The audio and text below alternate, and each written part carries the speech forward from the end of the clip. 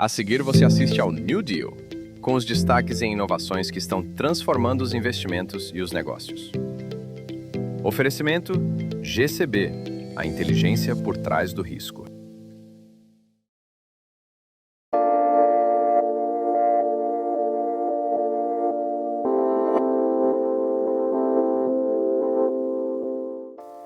Olá, seja muito bem-vindo, seja muito bem-vinda a mais uma edição do nosso New Deal, o programa da BMC News focado nos mercados alternativos. Aqui, vocês sabem, a gente dá uma pausa, para um pouquinho em relação à bolsa, à criptomoeda e tudo mais. Não quer dizer que eu os odeio, eu os amo de paixão. Tem meus outros programas na casa, assista lá o Close, em CryptoCast depois. Mas aqui é o momento para você conseguir entender como é que existem outros mercados que estão fazendo dinheiro, né? Como o mundo lá fora está acontecendo também. E é claro, eu não posso deixar de agradecer ao nosso novo parceiro nessa temporada, né, o Grupo GCB, que está conosco, o GCB, que é uma marca extremamente consolidada no mercado, segura, para você fazer seus investimentos alternativos. Então vai lá, entre no site deles, deem uma olhada em todo o portfólio de investimentos que eles têm, que tem muita coisa interessante, muita coisa segura. Eles têm anos de experiência, eu conheço muita gente de lá, inclusive, então você pode ir lá, pode confiar lá no Grupo GCB, que está conosco nessa nova temporada do nosso BMC New Deal. E hoje, pessoal, a gente vai falar sobre um assunto que eu gosto bastante. Eu gosto muito,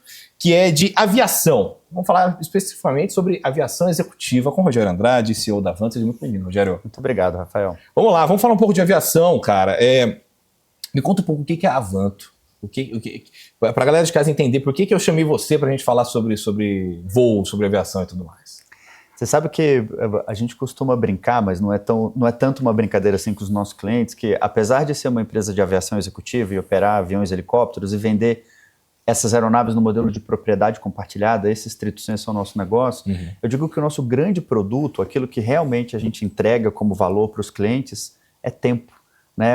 A gente devolve para as pessoas mais tempo nas agendas para cumprir compromissos de trabalho no mesmo intervalo de horas, ou para aproveitar aqueles momentos de lazer que geralmente são menos frequentes também com a maior intensidade possível. Porque legal, isso é muito interessante, porque principalmente essa parte de conseguir voar rápido, né, conseguir sair rápido de um lugar, entrar em outro e tudo mais.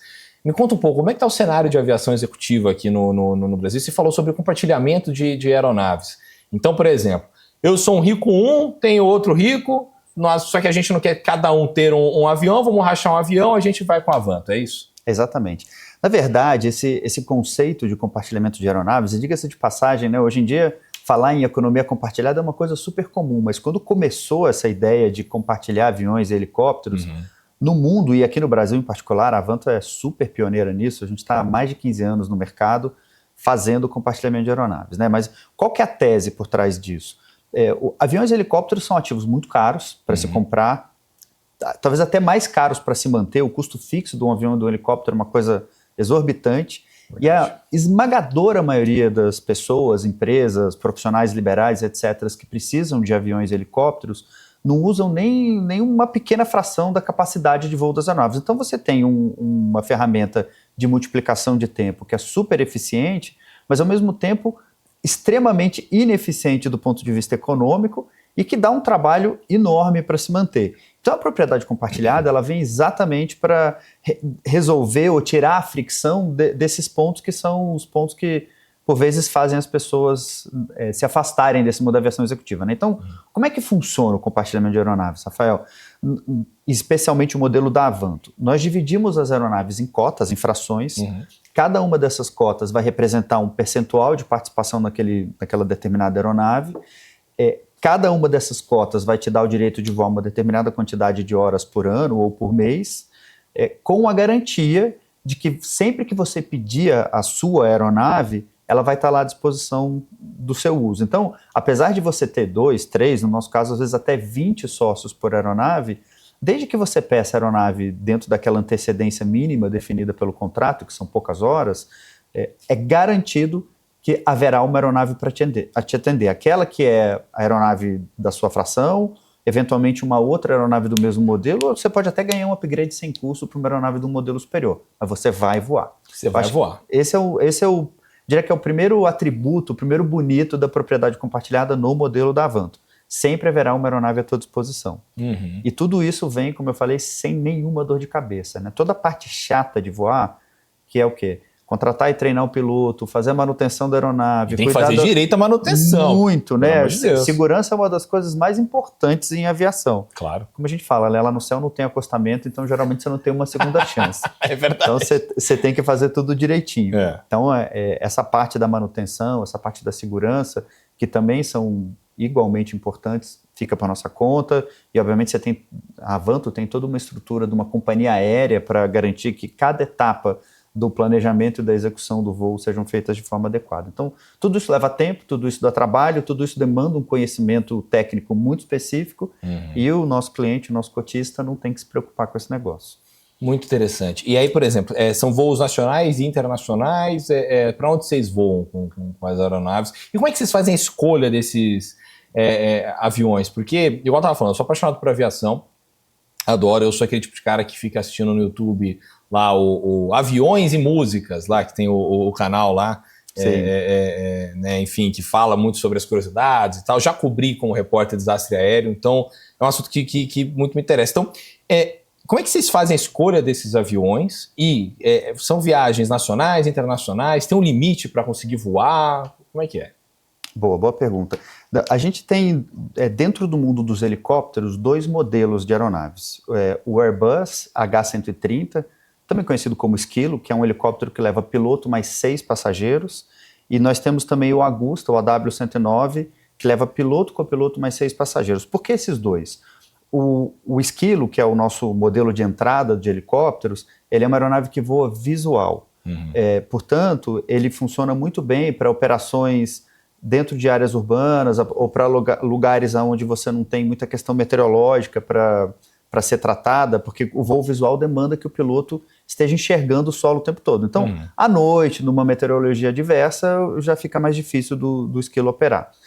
Já o Agusta, como ele é uma aeronave que voa IFR, ou seja, voa por instrumentos, ele te dá mais flexibilidade para voar em situações onde o Esquilo não consegue. Então, quer dizer, a gente, no mundo dos helicópteros, fez um mix, que é o mix interessante para você ter um produto de entrada e um produto que vai te atender em mais ocasiões. Quando que você deve usar o helicóptero? Para distâncias curtas, eu diria que idealmente para lugares que você vai num raio de até 300 km do teu ponto de partida, e especialmente lugares onde você não tem uma pista de pouso, onde você não tem alternativa de chegar de avião. Agora, já no mundo dos aviões, nós temos 3 modelos de aeronaves. Os 2 jatos de entrada da Embraer, o Phenom 100 e o Phenom 300, e aí o que vai diferenciar um do outro é alcance e capacidade de passageiro. O Phenom 100 leva piloto, copiloto mais 4 passageiros, tem um alcance de até 2.000 quilômetros, e o Phenom 300, piloto, copiloto mais 8 passageiros e um alcance de um pouquinho mais de 3.600 quilômetros. Então, ou seja, com o Phenom 100 você faz viagens regionais, é um avião bacana para você voar, por exemplo, de São Paulo para o Rio de Janeiro, para Curitiba, para Brasília. Já o Phenom 300 vai te dar a possibilidade de você voar para qualquer lugar do Brasil e para a maioria dos lugares da América do Sul. Então, são aeronaves que podem fazer voos internacionais. Com paradas, você chega onde você quiser, né, desde que você vá parando para abastecer no meio do caminho, mas óbvio que você tem uma distância ótima. E aí, no caso dos aviões, é exatamente essa questão do... Né, quanto menos escalas, quanto menos paradas você tem que fazer, mais adequada é aquela aeronave para o teu tipo de missão. E aí a gente tem um terceiro modelo de avião, que é um turbohélice de altíssima performance, que chama Epic. É uma aeronave nova na nossa frota, a gente começou a operar esse avião no ano passado, e é interessante a história dele, porque ele foi trazido para a frota da Avanto num contexto de expansão geográfica. Que legal. A gente, desde sempre, operou com aeronaves baseadas em São Paulo e no Rio. E no final do ano passado, nós decidimos fazer uma expansão geográfica, levar a Avanto para outros lugares do Brasil. Obviamente, quando a gente pensa em outras capitais, em outras cidades, especialmente quando você fala de interior, você tem um grau de correlação muito grande com a economia ligada ao agronegócio. Então, o jato, que teria sido a nossa primeira escolha, levar um dos aviões que nós já operávamos na frota, não se mostrou o ideal, porque no interior do Brasil, em particular, a maioria das pistas é curta, o que atrapalha a operação do jato. Por vezes você tem que pousar em fazendas com pista de terra, onde o jato não opera também. Sim, para lá na Talismã, lá no meio de Goiás, lá na Fazenda Leonardo, lá, que tem uma pista de pouso, inclusive. Que inclusive eu lembro de uma vez que deu uma maior dor de cabeça. Eu morava em Goiânia, morei em Goiânia durante um ano, era jornalista investigativo. Eu lembro de uma vez que desceu um avião cargueiro, cheio de droga, inclusive, no meio da fazenda. O negócio foi horrível, deu uma operação policial, porque não tinha outra pista de pouso. E você fala assim, cara, como é que pode? Um negócio desse tamanho. E aí, e passa, e a polícia foi achar, tá? Enfim, no fim das contas deu tudo certo, lá conseguiram achar os bandidos e tudo mais. Mas é muito louco, como é que avião é um facilitador para muita coisa, né? Sim. Seja pro bem, seja pro mal nesse caso. Mas você tem poucas pistas que conseguem realmente dar conta do negócio, né? É verdade. Como é que vocês conseguem lidar com isso? Então, você tem que, na verdade, escolher um avião menor, é isso? Para conseguir pousar em qualquer lugar, é isso? Na verdade, esse avião, o Epic, ele leva também piloto, copiloto, mais 4 passageiros, tal qual o Phenom 100. A vantagem dele é que ele realmente opera em pistas mais curtas e, apesar dele ser um turbo-hélice, ele consegue voar tão alto e tão rápido quanto um jato. Uhum. Então, no nosso caso, faz uma diferença enorme, né? Especialmente porque as distâncias que você percorre a partir das bases no interior do país, elas são distâncias geralmente maiores. Então é legal porque esse avião ele tem um alcance que fica no meio do caminho ali do Phenom 100 e do Phenom 300, com a facilidade de você voar a partir de pistas mais curtas, de localidades, né, não necessariamente com pistas de pouso asfaltadas. E o mais bonito, acho que o mais legal de tudo é que ele tem um custo operacional muito menor que o do jato.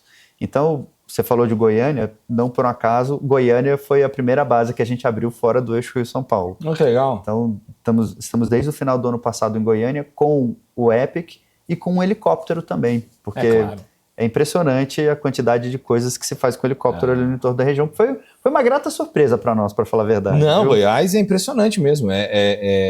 Assim, eu quando fui para lá, eu fui de mala e cuia, sem saber minimamente qualquer coisa sobre Goiânia. Eu fui morar e enfiei de cabeça lá. Fiquei muito surpreso, até porque você tem um luxo muito grande. Assim, é verdade. Né, você pega ali, lá são setores, né, não são vários. Então, o setor Bueno ali, por exemplo, que é um setor extremamente de alto luxo, o Jardim Aeroporto, que é do lado do próprio aeroporto ali. Cara, é um negócio, primeiro mundo no nível, bate de frente com grandes capitais do mundo mesmo, assim, Nova York e tal, né? É um lugar muito bonito. E principalmente a questão do agro, né? O agro. Sim. E aí, eu queria lhe perguntar, porque a gente aqui está falando de um mundo, claro, de classe A, mais sei lá quantos As tem aí no meio do caminho. Só que existem estilos e estilos de classe A, né? Esse é um estilo que gosta de ostentar mais, ostentar menos, né? Você tem os novos ricos, você tem os ricos da época do Vale do Silício, da tecnologia, que odeiam usar terno, por exemplo, estariam abominando eu estar com o meu terno aqui e tudo mais. Como é que você consegue lidar para conseguir transitar entre essas classes e conseguir mostrar que o seu serviço é bom para ela, que não é um luxo à toa, ou para se sentir seguro? Através de quem ali? Uma vez eu fiz uma matéria num feirão de navio, aqui no Boat Show, aqui em São Paulo. E eu cheguei pro vendedor e perguntei a mesma coisa, e ele falou assim pra mim, cara, o segredo é convencer a esposa. Ele falou, não é convencer o marido, é convencer a esposa. Se eu convencer a esposa, o cara vai sentir seguro, não vai ter dor de cabeça pra ele. É meio que por aí, Rogério, como é que é o negócio? É engraçado, né? Realmente a esposa não toma decisão, mas ela influencia bastante. Influencia. Mas você sabe que, de fato, assim, no nosso universo de clientes, né, nós temos gente que está chegando agora pela primeira vez nessa linha de consumo, né, pela primeira vez na vida está tendo o prazer, o luxo de ter uma ferramenta de multiplicação de tempo, tanto quanto nós temos clientes que já são da aviação há, às vezes, 2, 3 gerações na família. Né?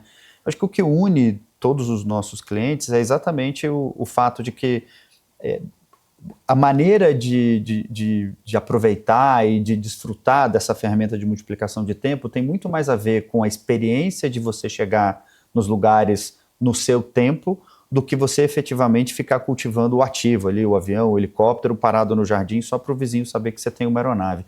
Eu acho que, inclusive, essa mudança de pensamento, né, de mentalidade, que vem especialmente no pós-pandemia, onde todo mundo muito mais sensível com a questão do tempo e também muito mais acostumado com a questão da economia do compartilhamento, né? Então você tem, para aquele que já é do mundo da aviação há muito tempo, que já tem, né, o old money, como se fala, a conversa, o discurso, o que a gente mostra é que tem o o lado do copo meio cheio, de você não ter o ativo inteiro, de você não precisar carregar o ativo inteiro e ser mais inteligente com o teu recurso, porque obviamente o old money está sempre pensando em perenização, em atravessar a geração com dinheiro. Então, quanto mais inteligente for o uso e a alocação do capital, mais provável que isso aconteça, né? E aí a gente tem a turma do New Money que, de uma certa maneira, a Avanto é um atalho para se chegar lá, porque você consegue, com muito menos capital e muito menos custo fixo, ter acesso a essas aeronaves. Então, aí, no caso, é mostrar que já é possível, né? Que esse perfil de cliente já pode se permitir usar os aviões e os helicópteros para ganhar tempo. Isso é muito interessante mesmo, porque principalmente nessa coisa de como essa classe A ela foi se mudando, foi se modificando. Você pega, por exemplo, o próprio discurso da entrada dos fundos imobiliários no mercado. Os fundos imobiliários, eles chegam e falam pro cara, você pode ser dono de um galpão, se você compartilhar com uma galera, só que você não paga imposto.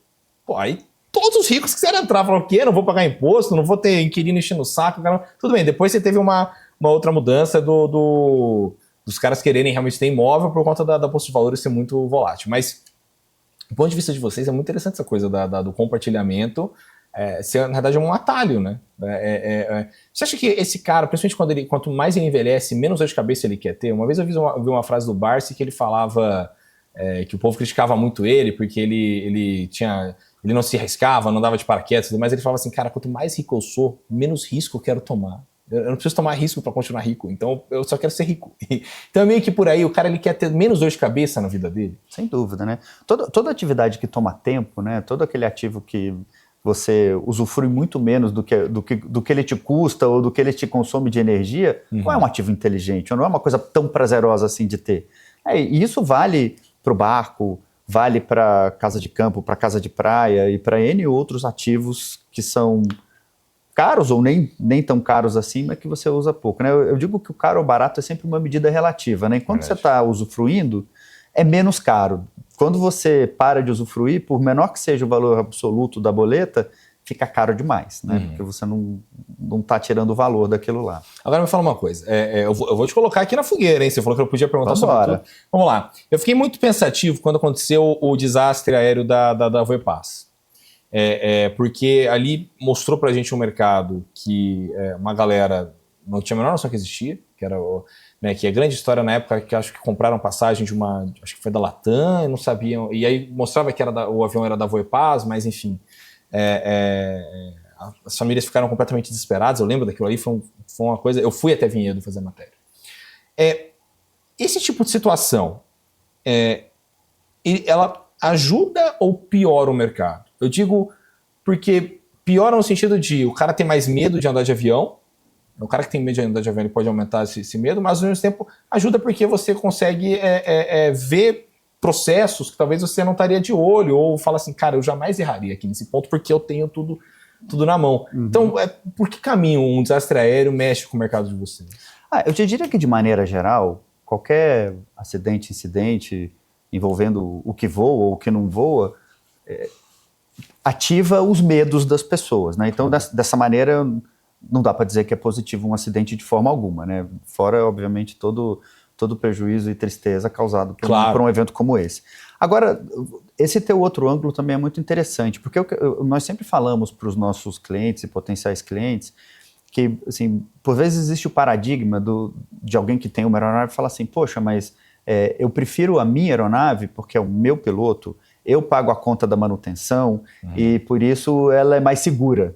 E aí o que eu digo para as pessoas é o seguinte, você tem, por vezes, no teu staff técnico da tua aviação, um cara que foi muito bem preparado para voar a aeronave, mas não necessariamente ele entende de manutenção, ele não tem uma segunda ou terceira instância para avaliar se aquela decisão técnica, se aquele planejamento de voo que ele fez estão adequados e corretos. Às vezes o cara pode ter errado na conta, ou pode ter tido um erro de julgamento, ou pode estar num mau dia, simplesmente. Então, quando você tem uma empresa, uma estrutura com especialistas em cada uma das atividades que envolvem fazer um voo, você naturalmente está operando de uma maneira mais segura. Então, eu acho que, de fato, assim, né, convidar as pessoas a conhecer a nossa cozinha ajuda a dar uma sensação de segurança e até a diferenciar as empresas que são sérias e fazem tudo como tem que ser feito, daquelas que às vezes abrem mão de alguma questão de segurança de voo, né? Não, com toda certeza. Esse acidente foi horrível, foi a coisa mais, assim, cara, horripilante o que aconteceu ali e tal, enfim. Você tem toda a razão, a gente não pode achar que tem algo positivo daquilo ali, mas no sentido até mesmo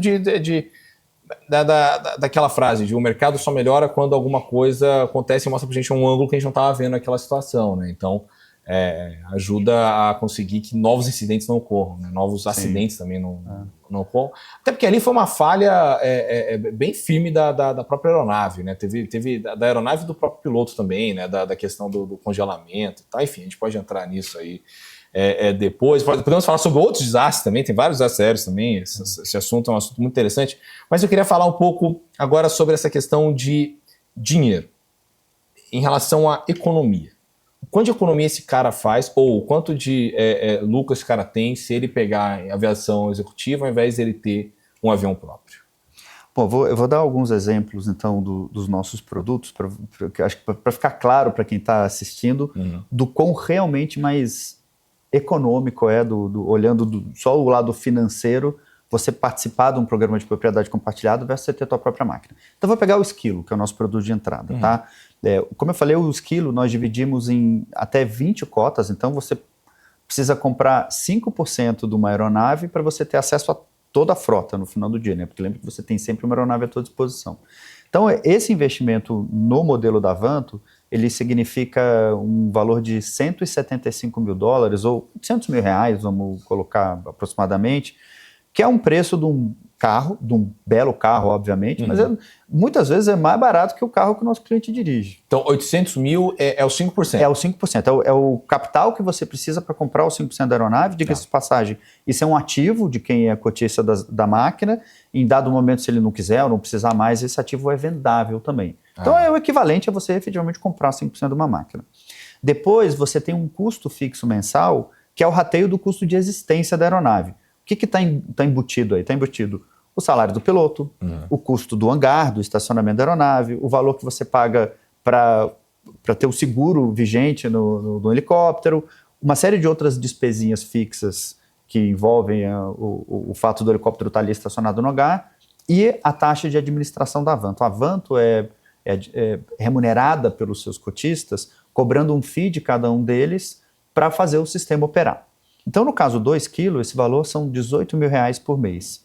Aí você fala assim, é muito ou pouco? Bom, nominalmente não é pouco dinheiro, mas se você fosse ter um helicóptero sozinho, você não pagava nem o valor do hangar da aeronave. 800 mil, nem chega perto. Não, e R$18 mil por mês também de custo fixo absurdo. Para aviação é bem pouco dinheiro. Tipo, 18 mil é nada para aviação, né? Nós estamos falando que com R$200 mil por ano você tem um helicóptero sempre que você precisa. Sim.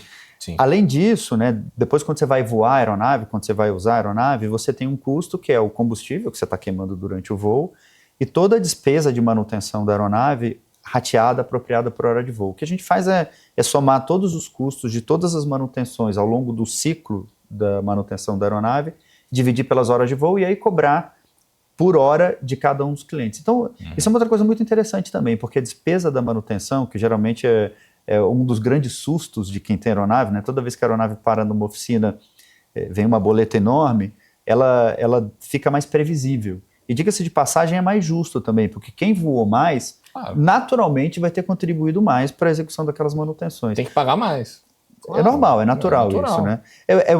O paralelo que eu gosto de fazer, imagina você pega seu carro, você para o seu carro na concessionária para fazer a revisão anual e aí vem uma conta estratosférica. Você não consegue nem dizer se aqueles muitos e muitos itens que estão ali na lista de coisas para fazer precisam ou não ser feitos, né? Então, quando você tem tua aeronave, você não vai discutir, afinal de contas, como a gente falou, lá no céu não tem segunda chance, você né? Não tem um acostamento. Então, se a oficina está dizendo que é para fazer, faz.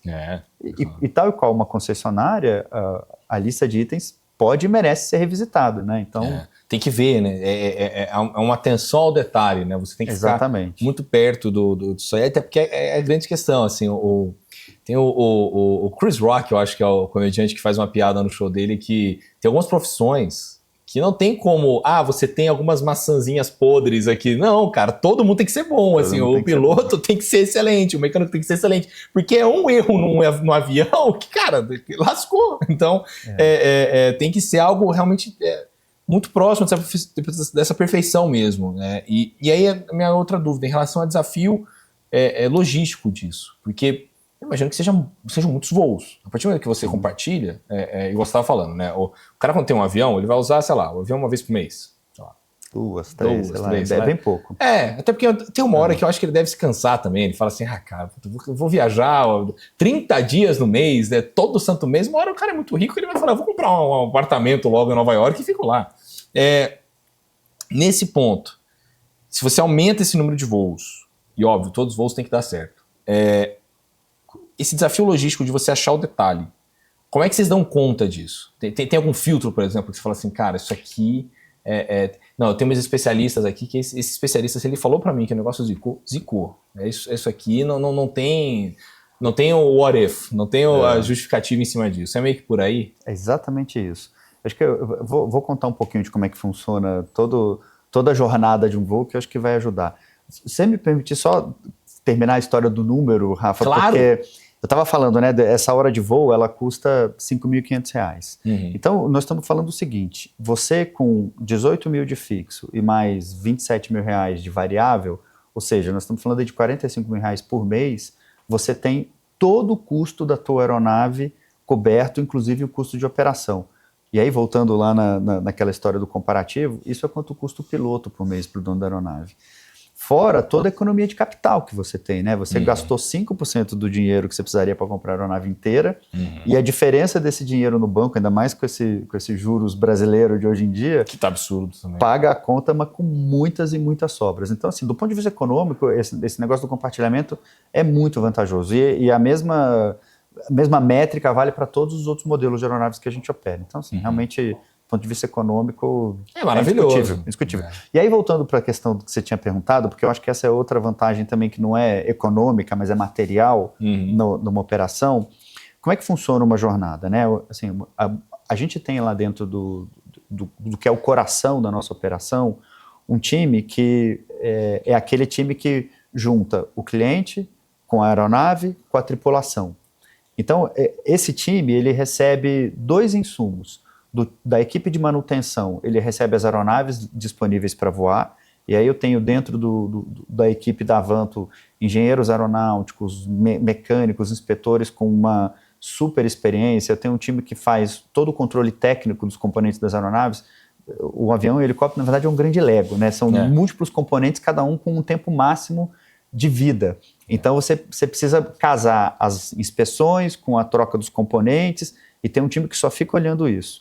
E aí eu tenho uma terceira equipe dentro do time de manutenção que só faz compras, né? Então, compra o slot na oficina para fazer a manutenção, compra os componentes e assim por diante. Então, toda essa turma trabalhando em conjunto é o que faz a aeronave estar disponível.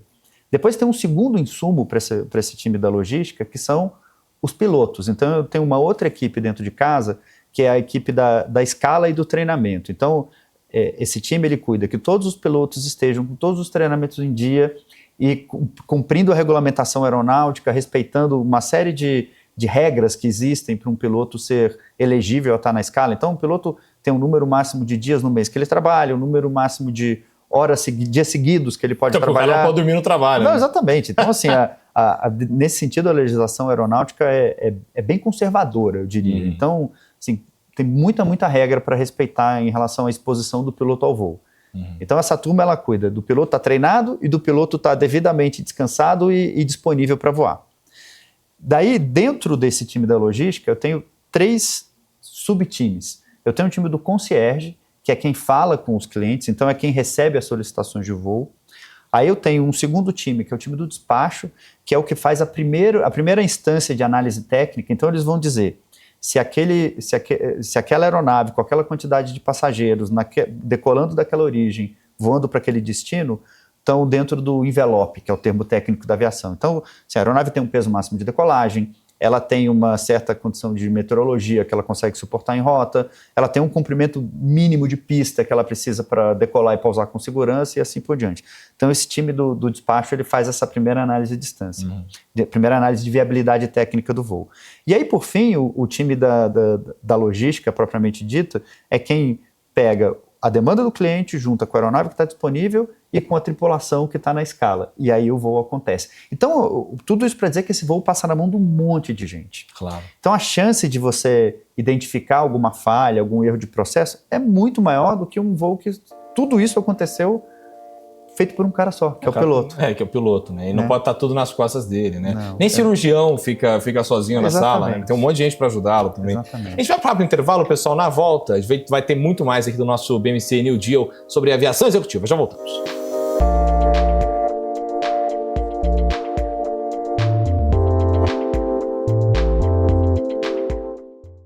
Investir também é assumir riscos.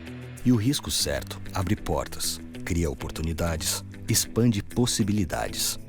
Nos leva onde poucos chegam. Somos aqueles que ousam com responsabilidade, os que arriscam com consciência, os que se atrevem com inteligência. Somos a GCB Investimentos, uma casa sólida, comprometida e preparada para levar você até os melhores resultados. Porque é assim que o risco deixa de ser ameaça e se torna uma grande oportunidade. GCB, a inteligência por trás do risco.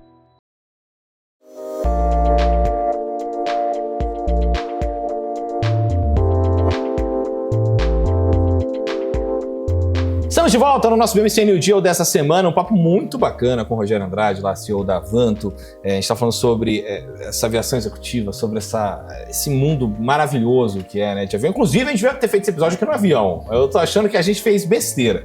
Seria muito mais legal a gente viajando. Vamos viajar para um lugar lá, a gente faz uma segunda parte lá. O que você acha? Tá fechado, o dia que você quiser. Fechou. Rogério, vamos lá, vamos falar um pouco sobre sua vida. Queria saber um pouco como é que você entrou nessa coisa de aviação, onde é que você se apaixonou por isso? Me conta um pouco sobre você. É engraçado, sabe, Rafa, porque geralmente quem está à frente de empresas de aviação, quem empreende no mundo da aviação, desde pequeno tem uma paixão enorme por voar, por avião, etc., que não é meu caso. Assim, quando criança eu nunca tive nenhum desejo especial em ser um aviador, em trabalhar com aviação. E é engraçado como é que eu vim parar nesse mundo, porque foi literalmente numa conversa de botequim. Olha lá. Eu tenho um grande amigo da faculdade que à época ele trabalhava na Rio Bravo, que é a minha sócia na Avanto. E a Rio Bravo tinha acabado de investir num negócio de compartilhamento de helicópteros. E como sócio capitalista, ela tinha o direito de indicar o diretor financeiro, o CFO. Eu, na época, trabalhava numa empresa de consultoria de estratégia, assim, eu digo que foi uma grande escola para mim.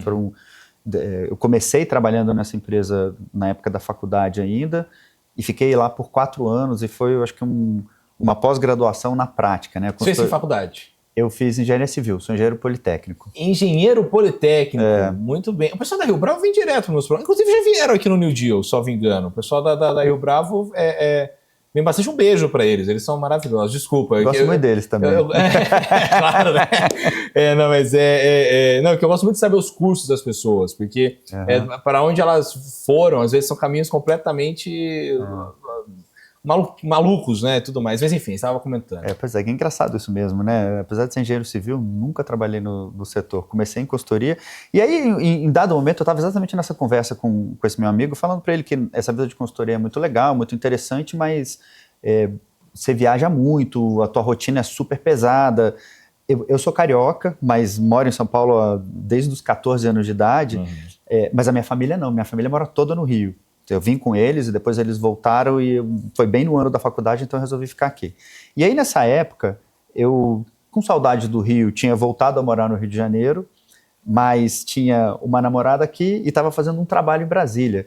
Então a minha vida era sair de Brasília na sexta, vir a São Paulo ver a namorada no Rio, voltar para o Rio no domingo para trocar a mala de roupa suja pela mala de roupa limpa, segunda-feira de manhã de novo em Brasília, pegando o avião para ir a Brasília.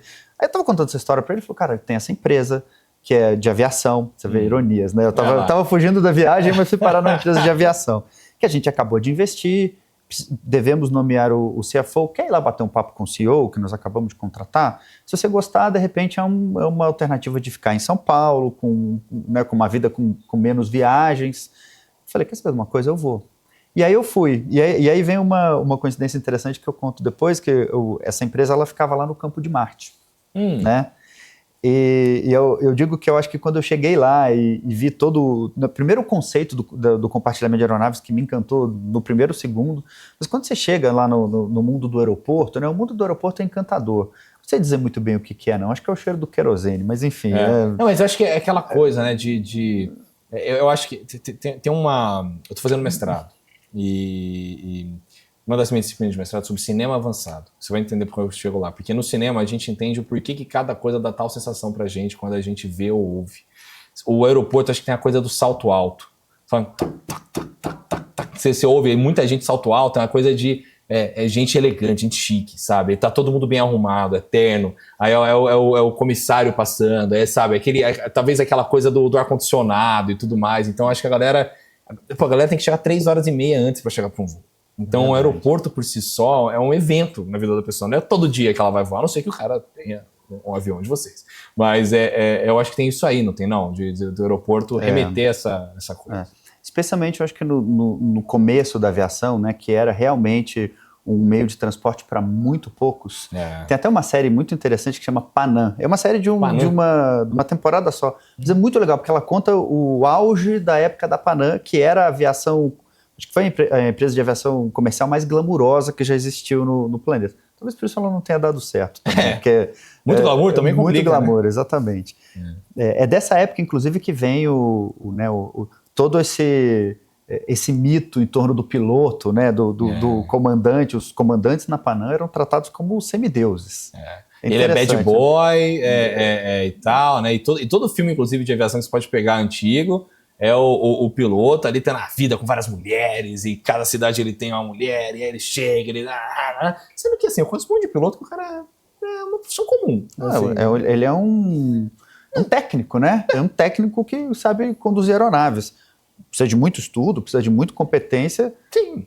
É muito importante. Mas é um piloto. Inegavelmente é muito importante. Ele não pode errar no trampo dele. Exatamente. Essa é a grande diferença dele para trabalhos aí. Por exemplo, se eu errar aqui num ponto, a gente recomeça a gravação, tá tudo certo. Ele não. Não tem a segunda chance. Ele não tem a segunda chance, não tem o acostamento lá. Mas enfim, você estava contando. Aí você foi então lá no aeroporto de Marte. Eu fui, achei super legal o projeto, gostei da empresa e resolvi sair da consultoria e mergulhar de cabeça nesse negócio. 2 anos depois, esse cara que era o CEO saiu, eu acabei assumindo o lugar dele. Isso na época eu tinha 29 anos. Eu brinco com meu sócio que era meio novo para isso, né? Mas enfim. Por 29 anos você era CEO de uma empresa de aviação executiva. De aviação executiva, exatamente. Isso foi que ano, Beto? 2005. Olha lá, então são 24... São 20 eu já estou há 22 anos na aviação executiva. 20 anos tocando empresas 20 anos como CEO, inclusive. Que loucura, cara. E aí, o que é mais interessante ainda, no final de 2010, teve uma reorganização nessa sociedade original, e aí, nesse momento... eu fui convidado a fundar, junto com a Rio Bravo, a Avanto, e desde 2011, que foi quando a Avanto foi fundada, eu continuei tocando a empresa já numa condição de acionista também. Que legal. Então, quer dizer, eu brinco que eu tive 3 empregos minha vida toda, mas estrito senso 2, né? Os primeiros anos de consultoria e depois o resto da vida trabalhando com aviação. Toda essa jornada em aviação. Me fala uma coisa, nesses 20 anos como CEO, numa empresa de uma área que você nem gostava quando você era criança, o que você aprendeu, né, nesse meio do caminho? O que você aprendeu como CEO? O que dá para você contar para a gente sobre sua jornada? Nossa, tanta coisa, cara. Tanta transformação. Uma boa pergunta, não? Tá vendo? Você faz as perguntas na cabeça. Eu acho que, assim, pessoalmente, uma das coisas que mais me... Porque se você for parar para pensar na minha formação, né, engenheiro, consultoria, então essa técnica de pensamento estruturado, pensamento cartesiano, usar frameworks para fazer transformações na gestão, e você pensa que ao longo desses 20 anos a empresa precisou passar por inúmeras transformações, mesmo porque ela saiu de uma startup para uma empresa que hoje, agora em 2024, a gente vai bater quase 250 milhões de reais de faturamento. Quando eu comecei, ela faturava 3, então faz a conta, né? 250 milhões de reais de faturamento no ano. Exatamente. Quando você chegou, eu faturava 3. 3. Então você pensa nesses anos aí, o quanto que o negócio cresceu. É que você falou um número rápido como se fosse nada, entendeu? Como se fosse uma terça-feira qualquer, assim, cara. É um mega número, 250 mil. Cara, você multiplicou esse negócio por vezes 100 praticamente. Né? Quase isso, né? E a gente vem crescendo na casa aí dos 30% ao ano desde o pós-pandemia, né? Que foi quando o negócio deu uma grande acelerada. Então, tirando essa parte da estruturação, do pensamento, acho que uma das coisas que eu precisei mais aprender ao longo desses anos foi a questão de liderar pessoas, e a questão de formar equipes, e a questão de passar a ser sair do papel de executor para o papel de facilitador para que as coisas possam acontecer, porque à medida que o negócio vai crescendo, você efetivamente precisa de um time muito bem organizado, muito bem azeitado, muito bem preparado para que as coisas deem certo. E aí, me conta uma coisa, porque você estava falando sobre essa questão de montar equipes, saber liderar pessoas, e isso, geralmente, a falha é mais fácil do que a prática. Porque é aquela coisa, você precisa garantir que te respeitem, ao mesmo tempo que você não pode ser muito, muito rigoroso, por exemplo, com as pessoas, a ponto delas começarem a te odiar, né? Tem uma tese de doutorado do ex-pivô da NBA, Shaquille O'Neal, inclusive, que ele foi fazer mestrado em gestão empresarial, que ele fala que um líder ele tem uma dualidade entre bom humor e seriedade. Se ele for muito bem-humorado, nada sério, a empresa fica muito à mercê, fica muito solta. Se ele for muito sério, nada bem-humorado, o cara vai começar a odiar trabalhar para ele. Então tem que ter esse meio a meio. Como é que você faz para equilibrar isso, Rogério? Como é que rolou essa percepção? Até porque, igual você estava comentando, era uma área que você tinha vindo de consultoria, você ficou 2 anos na empresa e aí a partir dali você já pegou o negócio para pilotar. Então, como é que você fez para conseguir que essa galera te respeitasse, que a empresa conseguisse andar? Eu diria que tem vários estilos de liderança, né, Rafa? Assim, não tem uma única fórmula de sucesso.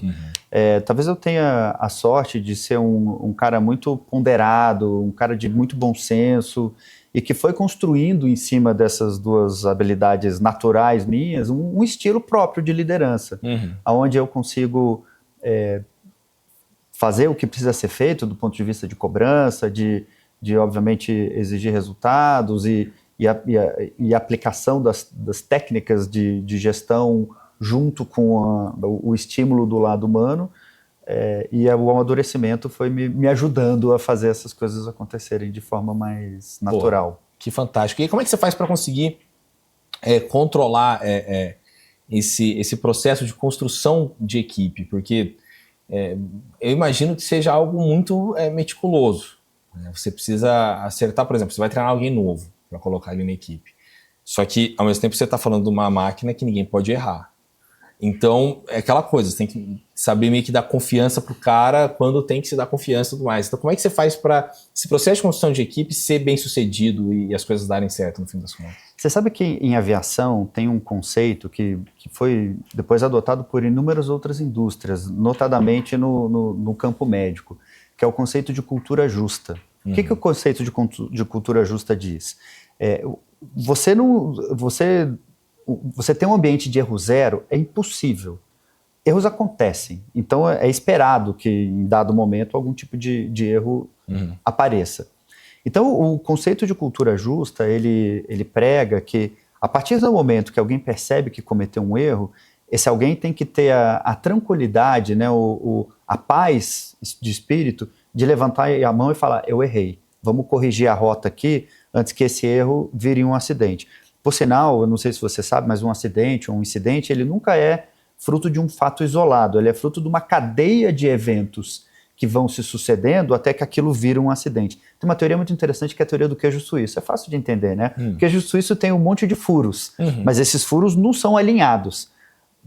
O acidente, ele é o alinhamento perfeito de todos os furos do queijo suíço, de tal maneira que você consiga atravessar uma vareta de fora a fora sem encostar no queijo. Então, a cultura justa, ela vem exatamente para você evitar que tenha um alinhamento perfeito dos furos do queijo e aquilo vire um acidente. Então, trabalhar e estimular esse ambiente de cultura justa, onde erros são aceitos, mas violações não. E o que é a violação? O erro é alguma falha cometida de forma não intencional. E como eu falei, diga-se de passagem, tem que ser imediatamente apontada para que aquilo não tenha consequências maiores. Agora, a violação é um erro intencional. Ou seja, alguém sabidamente está violando alguma regra, alguma norma, alguma boa prática em nome de benefício próprio, às vezes até em nome do benefício, né, inocentemente em nome do benefício da empresa. Sim. Então a violação não é aceita, o erro é aceito. Então esse ambiente de cultura justa é uma das maneiras mais saudáveis de você ter uma equipe alinhada e trabalhando de forma construtiva. Isso é muito interessante, né? Eu acho, inclusive, igual eu vou reforçar, dos setores, para mim, o que deve ser mais complicado de você conseguir montar boas equipes é o de aviação. Porque todo mundo tem que estar tinindo, né? É aquela coisa. E isso é muito interessante que você comenta, né? De violação não é permitido. Erro é, mas violação é aceito, né? Erro é aceito. A pessoa vai errar. Né? Mas, enfim, conta uma coisa, você estava falando sobre o aeroporto Campo de Marte. E antes do programa começar, você estava me contando, a gente acabou que entrou em outros assuntos, sobre a simbologia do Campo de Marte para vocês. Me conta um pouco sobre isso. Pois é. Semana passada a gente teve o prazer de inaugurar o primeiro hangar próprio da Avanto, né? Eu brinco que toda empresa que cresce e amadurece, tal qual um adulto, né? Quando um dos marcos da vida do adulto é ter a própria casa, né? E nós estamos exatamente vivendo esse momento, essa transição dentro da Avanto, que é ter o primeiro hangar com a nossa marca, com o nosso logo na testeira do hangar, como se fala. Que né? ali em ciminha ali. Exatamente. Eu acho que eu vi, inclusive, o hangar de vocês. Eu fui numa festa no aeroporto Campo de Marte no mês passado, salvo engano. E salvo engano, porque até na parte ali do Campo de Marte tem um hangar agora que eles colocam ali para festa. Sim. E você consegue ver todos os hangares ali de dentro. Perfeito. Já estava lá, né? Sim, a gente começou essa transformação no hangar tem uns 3 meses. Então é bem possível que você tenha visto mesmo. Que legal, cara. Mas é interessante, né? Porque assim, qual que é o simbolismo disso tudo? A gente ter tido a primeira casa no lugar onde a operação da Avanto começou e onde a Avanto já não estava mais há muito tempo. Né? Em dado momento da nossa história, quando a gente começou a operar os aviões aqui em São Paulo sempre ficaram em Congonhas e nós mudamos os helicópteros para um helicentro que fica ali no comecinho da Anhanguera. Então já não tinha mais sentido a estrutura, o escritório da empresa estar lá no Campo de Marte. Então desde 2012, 13 que a Avanto não tem nenhuma operação no Campo de Marte. E agora voltou com esse hangar próprio. Que legal. Me conta uma coisa, os próximos passos para a Avanto, o que vocês estão vendo no horizonte de vocês? Bom, se for uma empresa com 3 milhões de reais de faturamento, está colocando ela agora em 250 milhões de reais por ano. Então, sua mira está onde, cara? Está num bilhão? Onde é que é isso aí? Como a gente brinca, o céu não é o limite. Não né? é o limite. Não é o limite. Na verdade, assim, eu acho que tem 2 principais alavancas de crescimento que a gente persegue. Né? A primeira como eu falei, essa da expansão geográfica. Né? O Brasil é o segundo mercado em aviação executiva do planeta. A Avanto é o maior operador de aeronaves privadas, com 45 aeronaves sob gestão, no universo de 5 mil aeronaves. Então, assim, tem muito espaço para crescer dentro do que a gente já faz, e a expansão geográfica, né, levar a Avanto para outras cidades, para outras bases, é um dos caminhos que nós estamos seguindo para isso. Então, daqui a muito pouco tempo, nós teremos aeronaves administradas, operadas pela Avanto, hangaradas, estacionadas em múltiplas cidades do Brasil. Então, aí tem um caminho enorme. E aí você tem um outro universo também que está começando, um outro mundo que está se abrindo, que é o da mobilidade aérea urbana eletrificada. Né? Você tem os eVTOLs, aquelas máquinas movidas a energia elétrica. Tem uma série de fabricantes e de projetos de eVTOL saindo, dentre eles um que é de uma empresa subsidiária da Embraer, a IVE. Ah, sim, inclusive a ação disparou no mercado por conta desse de VTOLs, né? Sim, esse mercado tem o poder de ser transformacional, né? Porque, por enquanto, essas aeronaves movidas a energia elétrica, elas têm um alcance limitado, que é limitado pela própria capacidade de armazenamento de carga das baterias. Então, esses equipamentos eles vão funcionar muito bem para curtas distâncias, notadamente áreas urbanas como a da cidade de São Paulo, onde você tem uma questão virtualmente insolúvel de trânsito, né? Então, você entregar para as pessoas uma alternativa de literalmente sair do chão e encurtar suas distâncias em tempo, que está dentro do propósito da Avanto, diga-se de passagem, é muito legal. E poder fazer isso para uma quantidade maior de pessoas é uma coisa que tem nos motivado bastante, nos inspirado muito.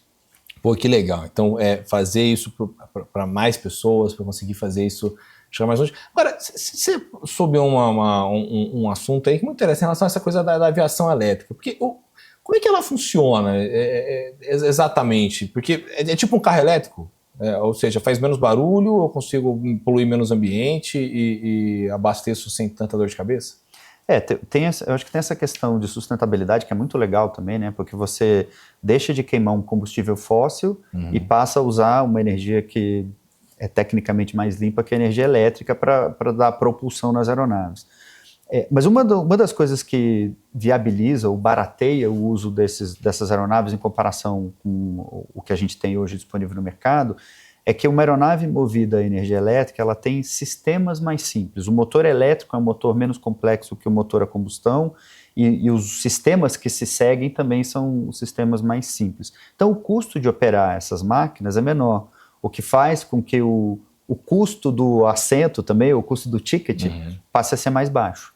E aí, com isso, se você quiser fazer uma comparação que não é tão perfeita assim, você deixa de usar o helicóptero para voar essas distâncias curtas e passa a usar o eVTOL com um custo operacional menor. Então, você leva esse benefício, esse privilégio de diminuir o tempo de deslocamento para mais pessoas. Mas esse tipo de avião elétrico, ele é para poucas pessoas? Tipo, assim, ele vai comportar 5, 6. Sim, ele leva de 4 a 6 passageiros, dependendo do modelo do fabricante. Esse da Embraer, por exemplo, ele leva 4. Ele leva um piloto mais 4. E é interessante, porque esse equipamento ele já nasce com a tecnologia embarcada suficiente para ele ser autônomo. Só que você precisa de muito mais do que só o equipamento para ele ser autônomo. Estou dizendo isso porque lá no final, no limite, você vai poder levar até 5 passageiros, mas por enquanto você voa com um piloto mais 4. A gente está chegando numa era que em algum momento a gente vai entrar num avião sem um piloto, ele vai subir, é tipo metrô, aqueles metrô linha amarela aqui de São Paulo. Que você tem um técnico lá num centro de controle que vai monitorando todas as aeronaves. Tocando de lado. E não precisa do piloto a bordo. Eu acho que tem bastante água para correr embaixo dessa ponte ainda. Claro. Mas já é uma coisa possível, né? Então... Sim, que loucura, cara. Que doideira. Imagina você viajar sem um piloto. Só que, cara, precisa de uma organização inacreditável, né? Porque você precisa de duas coisas que ainda precisam evoluir um tanto.